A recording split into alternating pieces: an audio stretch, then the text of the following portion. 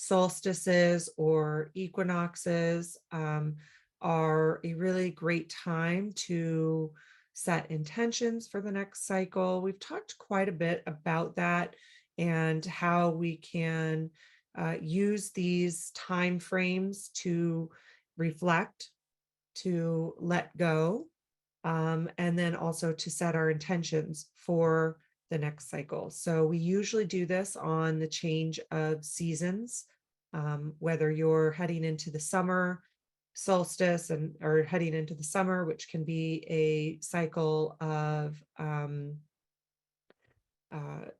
cycle of abundance, can be a cycle of busyness, can be a cycle of outward pressing energy. And then if you're heading into the winter, or you might already kind of be in the winter, it is the opposite. It's a time of rest. It's a time of reflection. It's a time of going inward. So we have, these changes of seasons that can propel us into that and give us an opportunity for that. We look at our cycles of even the new moon, which was on Saturday, Sunday, depending on where you live, where you are. We have Pluto, which it's been retrograde, but it went into Capricorn last Sunday, the 11th, which is change of a cycle in ways. So there's just all of these opportunities for looking at these cycles and setting intentions. What do you want to let go of, essentially? What are the opportunities to let go of here? What are the opportunities to bring in? Where are you at right now? Where would you like to be at in 3 months when the cycle changes again? You may know, you may not know. You might have goals or intentions that you would like to set, or you may not know what those are. Or maybe there's so many that it's hard to choose. It's hard to look at. Maybe there's uncertainty in your life right now, and you're not sure what it's going to look like in 3 months. All of these things are very normal. All of them change from cycle to cycle. They can change from a 24-hour cycle. Maybe today is different than it was yesterday, and it will be different than it is tomorrow. So why we spend time in these reflection places, why we spend time in the Reiki energy, in your other spiritual tools that you might have and be a part of. Why we spend time in this is because the Reiki energy, the illumined beings, all of the things that you might work with, the energy of the seasons, what does the cycles of the planet have to say? Because that's a part of it too. Of humanity, it's a part of it too. All of these things help us to go into that place of inner truth. So that inner truth outside of the noise, right? Because we have all of this noise of our world, of our lives, of our busy life. And sometimes it's hard to discern. Sometimes it's hard to hear. Sometimes it's hard to even listen around it when we have busyness. Or like I said, maybe there's uncertainty. So using the Reiki energy to help us in that process is a really helpful tool for us, because it does help to release the noise. And even if it's not in this moment that insight comes through, it helps to start to set those intentions and have that forward motion of it, because we're asking for that. That's our intention. And we're saying yes for those insights to come in. The other part of utilizing Reiki energy for it is that one of the fundamental frequencies of Reiki energy is that it lets go. So it heals, right? When we have Reiki sessions, we're healing things, we're letting go of things, and we're also bringing in. So it's also revealing, it's also empowering. So it's filling our life force and vitality. It's releasing stress. It's bringing in relaxation. If we're talking about just a kind of a basic foundation of in which many of us use it. So it's doing that part of it, because it's a part of what the energy does. It's part of its frequencies. And then when we even go expand out further than that, it leads us to wellness. What can we look for in these new cycles, to lead us more to our own wellness, to our own more and more of our authentic self, releasing those layers in which the ways and the worries of the world have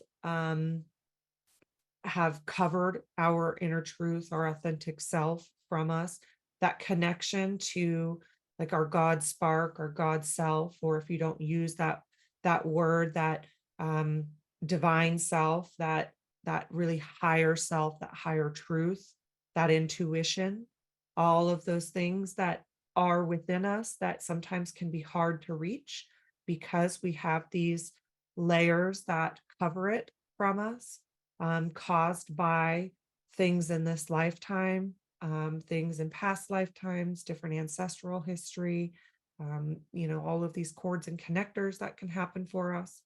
So it's letting go of those, and it's revealing more and more of your own inner truth, your own authentic self.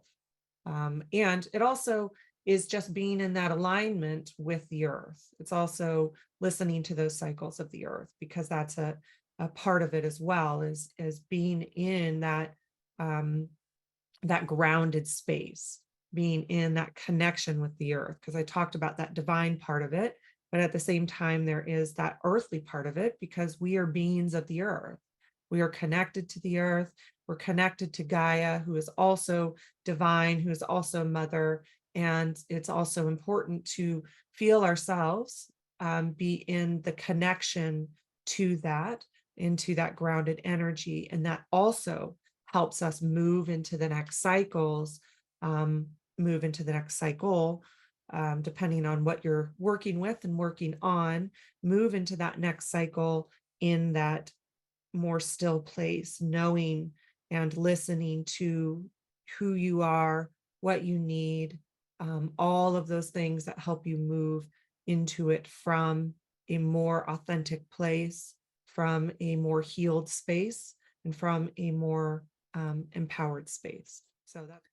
So I wanted to also add some of the resources that we have pretty easily available for you if you want to do any kind of your own tradition for the solstice. And when I talk about that, you know how often I always talk about Reiki on the fly. You can do something quickly also. So some of the things that we have on our website can give you ideas about what you want to do. You could take a long time working with the energy of the solstice, hours or whatever, and have a ceremony. You can also do something pretty quickly. So I'm going to screen share some of the resources that we actually have that can give you ideas. So also, of course, Googling things like solstice ceremonies or celebrations. To me, it's always about what Robyn was talking about. How do we, elevate our energy and train our energy to the higher frequencies of these cycle changes? So, we talk about things like the planets and those cycle changes with astrology. And let me show you some of the resources, then I'll come back and talk about some of these things. But if you go to the Reiki library on reikilifestyle.com and look at free downloads, and we've talked about this again, but just a reminder of where things are. we have a free download for invocations.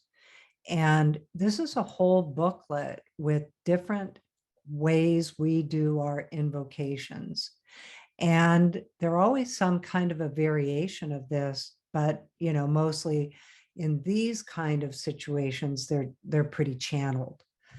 At the same time, there are some that you can use exactly. You can change the language, it can give you an idea and you think, well, here's how I would say that. Or you can read it exactly. When I was learning how to pray, this was all the way back in the 1990s, and I did not have any idea how to just do an invocation, how to pray out loud. I was super intimidated by it.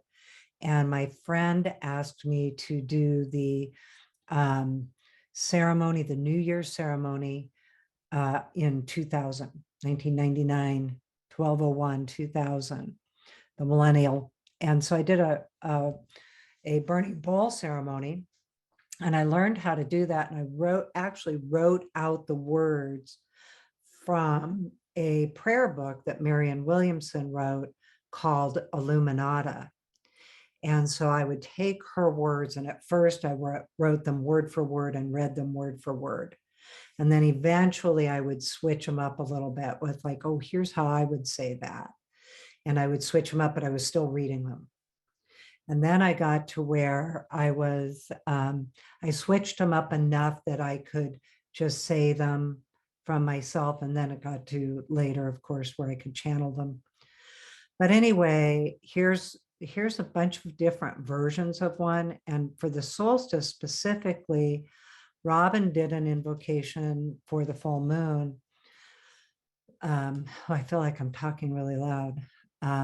She did an invocation for the full moon that you can change to interchange other cycles. So like you could use this for the solstice, just change out from the full moon to the solstice, and your words will come through. But it's also, I just wanted to bring up the awareness that for me, and even in classes, I read them because I just was so nervous about trying to pray out loud. I was raised Catholic, and in the Catholic faith, you really are taught the prayers to say exactly word for word. So when I would go to my Protestant friends' houses or things, and they were doing prayer circles and going around, and each one would say a prayer, I was like, oh, please don't ask me to do that. I had no idea. So anyway, that's how I started to learn my different ceremonies. Is I had to do them. I prepared them, but I had to do a lot of reading of them.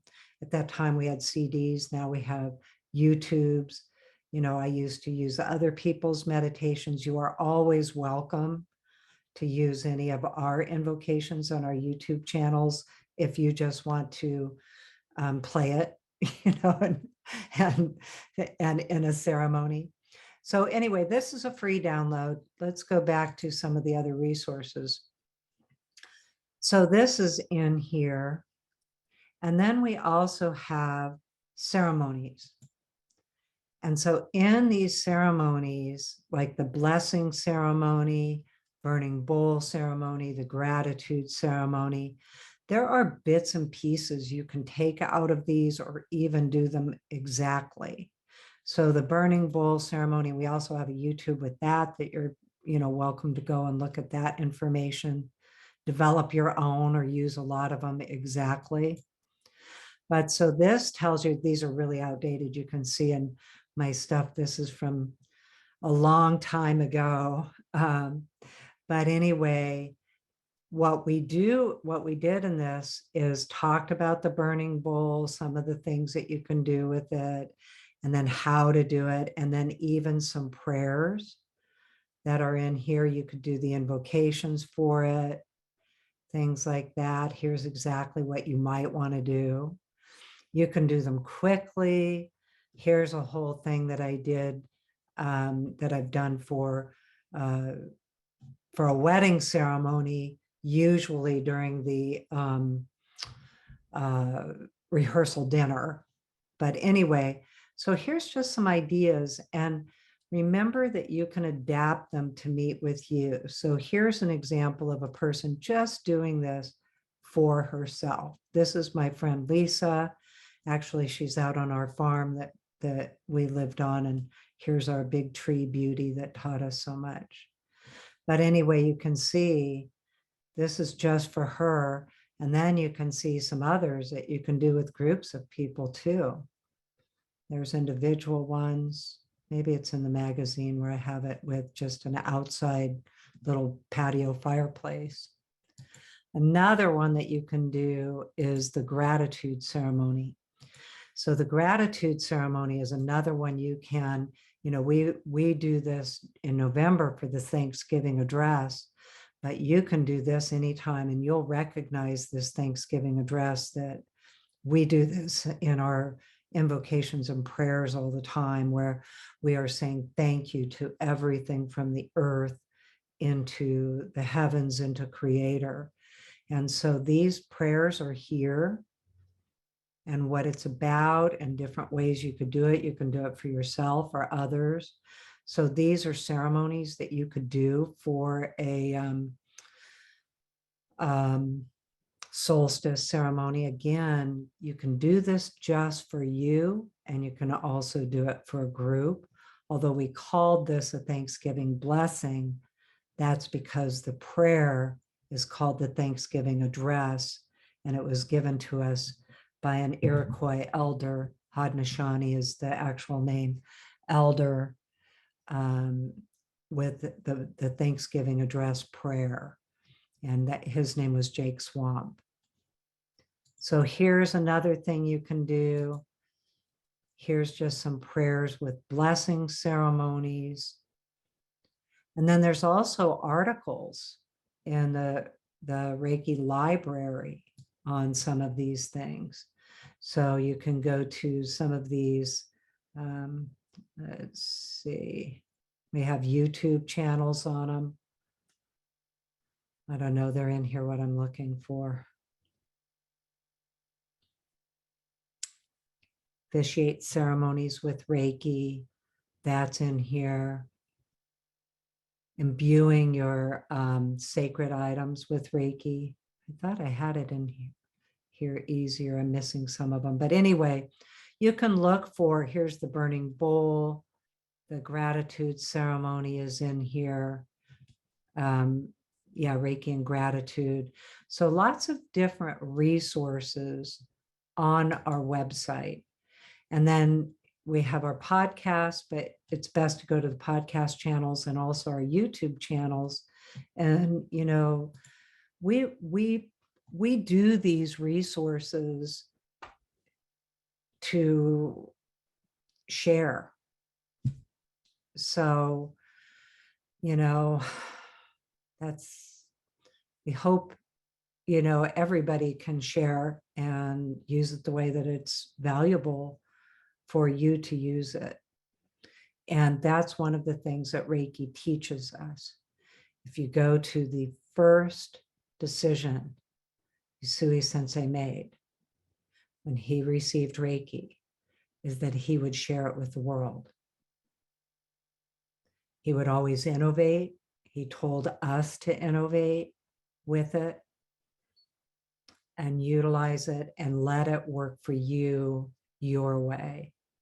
So, if you think about what he did, he decided to share Reiki with the world rather than keep it for himself, which would have been more traditional at the time, to keep it for himself and his family for their own prosperity. So our resources are here for you, and you are welcome to utilize them. I know we want to get into the breakout room, so I was going to talk about, I'll make it quick, but just the awareness that Robyn was talking about in these shifts, their cycles. And additionally, we have our personal cycles that can be different than the seasons. And just remembering that cycles always have a beginning, a middle, and an end. And so whatever cycle that you are in now, align with the higher frequencies of that cycle. Some of the cycles we consider harder. So like the cycle of the north, for instance, that can be a much more difficult cycle. And the same with the cycle of the west. Both of those can be a little more difficult. Cycles of the south, the summertime, those can be, there's so much happening that you can't keep up with yourself. And cycles of the east, the springtime, the new beginnings, can be, what are my new beginnings?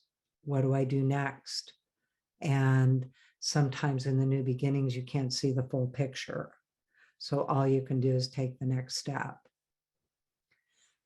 So utilizing Reiki energies to do that with you and help you elevate, because we can intend it, we can use skill for it.